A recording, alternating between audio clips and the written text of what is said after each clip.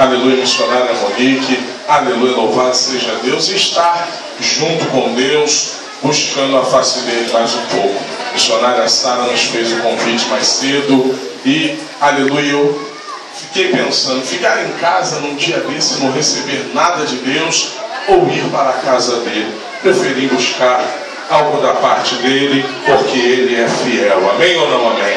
Atos 9, versículo 40. Abra sua Bíblia, por gentileza. Atos 9, versículo 40. Diz assim o texto, para ganharmos tempo, porque eu quero ouvir a palavra. Mas Pedro, fazendo-as sair a todas, pôs-se de joelhos e orou.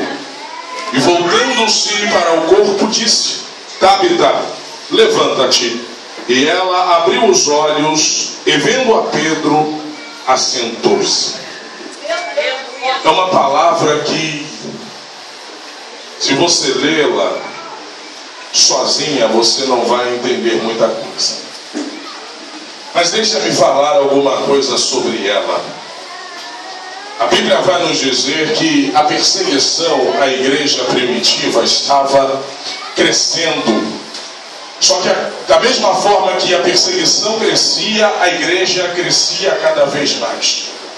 E a Bíblia vai nos dizer que o apóstolo Pedro entende que a igreja precisava de uma palavra de ânimo. O apóstolo entende que a igreja precisava de uma palavra de esperança.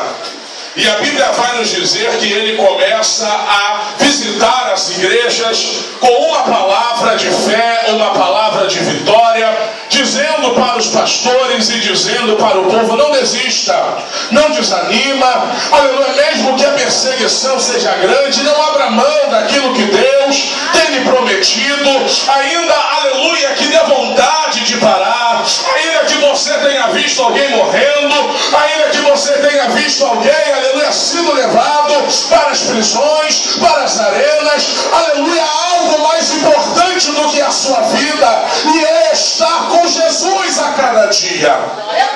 Só que a Bíblia vai nos dizer que ao longo desta caminhada, Pedro chega a uma cidade chamada Lida. E algo incomodou Pedro quando chegou na cidade de Lida. A Bíblia vai dizer que ele, quando chega na igreja de Lida, a igreja de Lida era mais ou menos como essa, aleluia, com muita gente que adorava a Deus, muita gente que buscava a face do Senhor. Só que a igreja de Lida tinha dois problemas.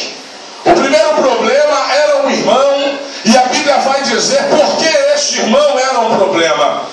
A Bíblia diz que este irmão, durante 8 anos de sua vida, ele era paralisado, ele era paralítico.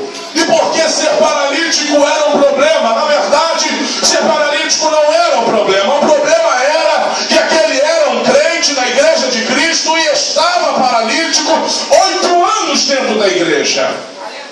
O segundo problema, nenhum irmão foi lá orar pelo irmão Enéas. Nenhum irmão foi lá ministrar cura sobre a vida do irmão Enéas. E a Bíblia diz que quando Pedro chega, ele encontra o irmão Enéas naquela situação e simplesmente vai, ministra uma simples oração sobre a vida do irmão Enéas e assim diz: diga para o seu irmão: meu irmão, que o Senhor Jesus Cristo te dê saúde.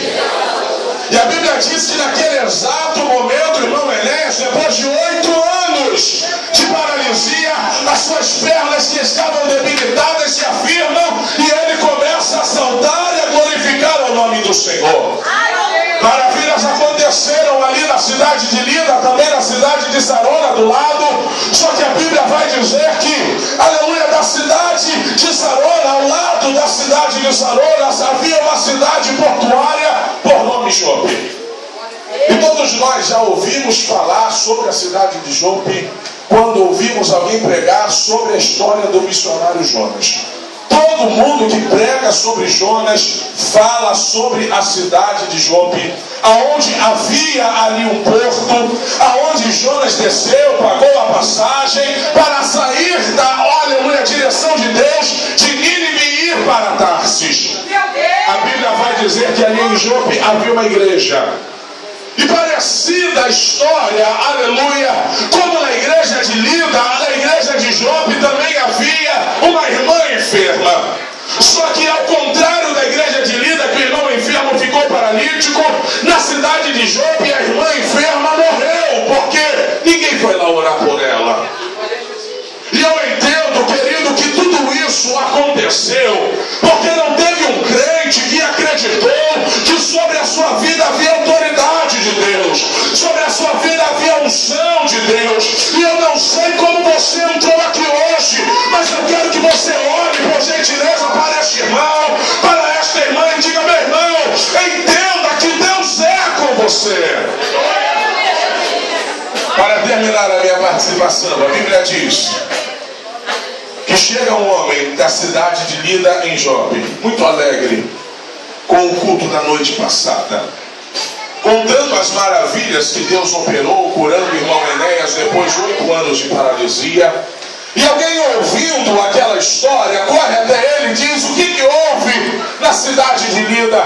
E ele: ontem eu estava no culto, e o culto foi ministrado pelo apóstolo Pedro. Palavra linda o apóstolo trouxe ao nosso coração, mas houve um grande milagre lá. Havia um irmão que 8 anos era paralítico de ambas as pernas, e o irmão, o apóstolo Pedro, pôs a mão nele e o milagre aconteceu. O milagre não chamou a atenção do ouvinte.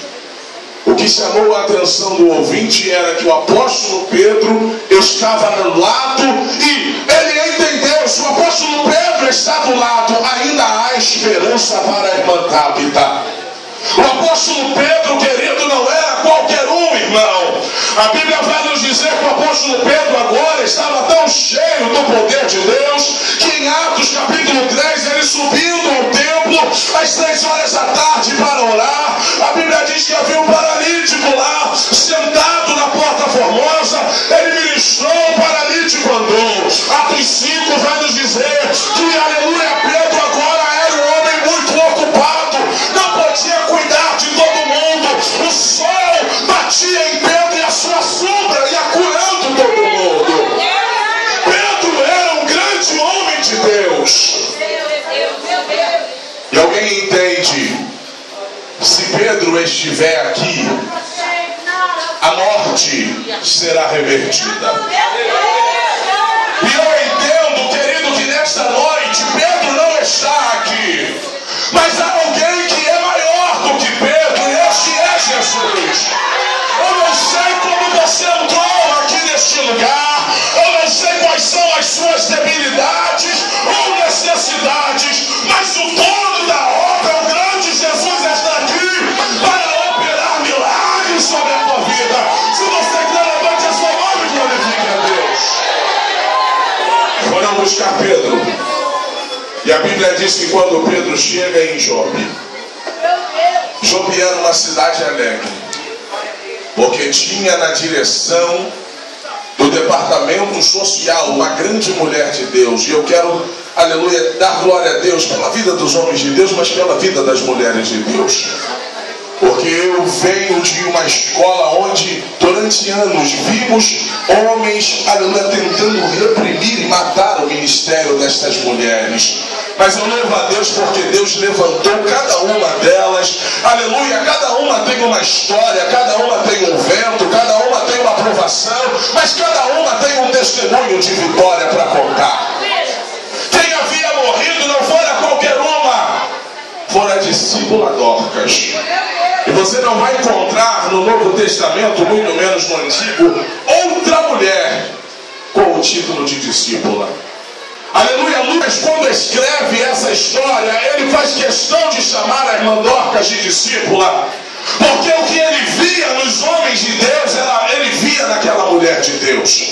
A autoridade que os homens pregavam, aquela mulher pregava também.